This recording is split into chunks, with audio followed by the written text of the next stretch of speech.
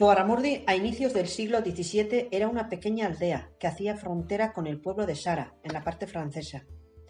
Además del pueblo, el municipio estaba compuesto por otros 4 barrios: Azcar, Echartea, Madaría y Olasur. Al igual que los que vivían en Urdaz, la otra localidad lindante, se dedicaban a la agricultura y la ganadería, y dependían del monasterio y del control de su abad Fray León de Araníbar. El monasterio estaba habitado por frailes que disponían de un gran número de personas que trabajaban como criados para ellos. Pero no toda la paz en Zugarramurdi. El pueblo no estaba de acuerdo con el trato que les dispensaba el abad de Urdaz, y en el otoño de 1608 la tormenta estalló en la zona. María de Ximildegui, una joven de 20 años que había emigrado con sus padres hacía 4 años a trabajar a Cibur, en la parte francesa, regresa sospechosamente a Zugarramurdi y cuenta que estando en Cibur escuchaba historias sobre brujas y que finalmente se unió a ellas por un tiempo. También comenzó a narrar entre los vecinos de Zugarramurdi sus vivencias en Francia y cuenta que en uno de sus aquelarres había visto a María de Lluretella, vecina del pueblo. Esta, sorprendida y enojada, exclamó: «Yo no soy ninguna bruja que hace grandes maldades. Eso es todo falsedad y testimonio que me levanta la francesa».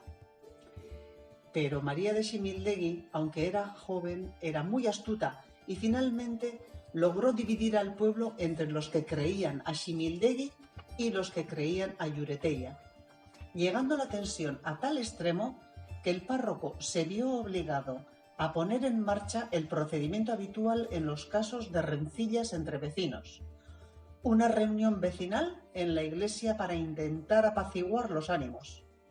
En esta reunión, 7 mujeres y 3 hombres mostraron su arrepentimiento y los vecinos del pueblo los perdonaron. Sin embargo, esta situación fue aprovechada por el abad del monasterio, Fray León de Araníbar, con el ánimo de controlar a una población que le era hostil, y aprovechó la circunstancia para dar aviso a las autoridades del Tribunal de la Inquisición de Logroño. De manera que en los primeros días de enero de 1609 llegan a Zugarramurdi un comisario de la Inquisición, su notario y sus ayudantes, que creían ciegamente en la brujería. Su intención era preparar un informe de lo acontecido en la iglesia, aquel día en el que los vecinos hicieron las paces con las personas acusadas de brujería. Con ese motivo interrogaron a 8 varones adultos que estuvieron presentes. Hacen un escrito y el informe del interrogatorio llega a Logroño el 12 de enero. En él certificaron que había hechos de maldad y que deberían de arrestar a 4 de las mujeres que habían confesado en la iglesia. Así se realizaron las primeras encarcelaciones. Estefanía de Navarcorena, María Lluteguía, María Pérez de Barrenechea y Juana de Tellechea son llevadas presas a Logroño y el 27 de enero ingresaban en las cárceles secretas del Tribunal de Logroño. De esta forma, el abad aplaca todo conato de rebeldía del pueblo. Así, al mismo tiempo, el nerviosismo se apoderó de la población y surgieron las denuncias entre vecinos. El viaje a Logroño no fue nada fácil para aquellas 4 personas. Su avanzada edad, el miedo a lo desconocido, para algunas era la primera vez que salían de su pueblo, las falsas acusaciones de brujería, y a todo esto se les unía el largo camino que tuvieron que hacer andando a Logroño. Uno de los pasos más importantes que hicieron fue por el puerto de Velate, un importante nudo de comunicación que unía Bayona y Pamplona, otra de las vías de comunicación que se conoce del Camino de Santiago, y que ha servido durante siglos como paso entre la península ibérica y Europa, como así lo atestiguan los restos de una antigua calzada romana. Y es por esas piedras milenarias por donde pasarían los soldados y presas que vendrían desde Zugarramurdi. Posiblemente en este lugar harían un descanso en el monasterio hospital de Santa María de Velate para reponer fuerzas y entrar en calor, pues era invierno y seguro que el miedo y el frío tendría a esas personas aterrorizadas. El mencionado monasterio de Velate se fundó hacia el año 1160 y aparece por primera vez en la historia en una bula papal de Alejandro III.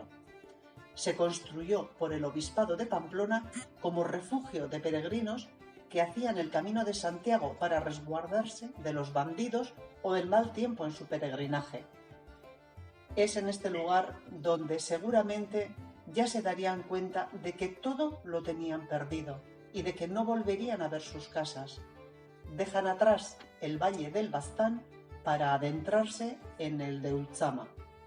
Tras esto, otras 6 personas de las que habían confesado en la iglesia viajaron voluntariamente hasta Logroño, donde se presentan al tribunal el 9 de febrero de 1609. El tribunal del Consejo Central de la Inquisición actuaba en Logroño en el siglo XVII y regía las zonas de La Rioja, Navarra y el País Vasco. Estaba dirigido por franciscanos y el edificio estaba situado cerca de la iglesia de Santiago. Se distribuía en estancias para el inquisidor, la guardia y, por supuesto, celdas destinadas a la caza de brujas. Estas 6 valientes personas que decidieron emprender este viaje fueron Graciana de Iriarte, conocida como Graciana de Barrenechea, y sus 2 hijas, María y Estebanía de Iriarte, y Miguel de Goiburu y su hijo Joanes, y su sobrino Joanes de Sansín. Después de un duro viaje, agotados y maltrechos llegan finalmente a Logroño. Sus atuendos y su lenguaje conmocionan a la ciudad, pero esto no les hace desistir de llevar a cabo sus intenciones. Una vez en el Tribunal de la Inquisición solicitaron justicia, afirmando no tener contacto con la brujería, exponiendo que si antes se habían declarado por tales, era debido a la presión de las autoridades, el vicario y el pueblo de Zugarramurdi. Sin embargo, una vez escuchados por la Inquisición, ésta procedió a apresarlos y a llevarlos a la cárcel. Ya en el verano, el 16 de agosto, partió hacia Zugarramurdi el inquisidor Juan del Valle Alvarado y su comitiva del Santo Oficio de Logroño. El 19 de agosto de 1609 llega a Zugarramurdi y es recibido por el abad, que le informa de lo que ocurre entregando los informes de las confesiones. Le dice que en Zugarramurdi había brujas maléficas y acuerdan llevar otras 15 personas detenidas a Logroño, entre las que se encontraban 2 clérigos, Fray Pedro de Arburu y el padre Juan de la Borda.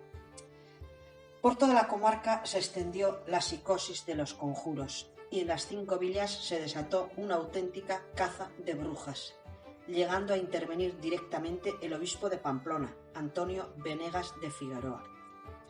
En los interrogatorios de la Inquisición, todos a una, las detenidas declararon que nadie había oído hablar de brujas por aquellas tierras antes de que se iniciaran las persecuciones en Francia, de donde habían llegado buscando refugio muchas personas. Sin embargo, ante las presiones, torturas, aislamiento y promesas de perdón, la mayoría de ellas acabaron derrumbándose y viéndose obligadas a admitir su culpabilidad. Toda esta locura finalizará en noviembre de 1610, cuando el Tribunal de la Inquisición de Logroño, que dirigía Becerra, llegó a procesar a 31 individuos. Pero para entonces, tras las penosas condiciones de vida, casi la mitad de los acusados habían muerto en las cárceles. Los galenos y los inquisidores no se ponían de acuerdo en las causas de sus muertes. Los inquisidores afirmaban que el diablo era el causante de esas.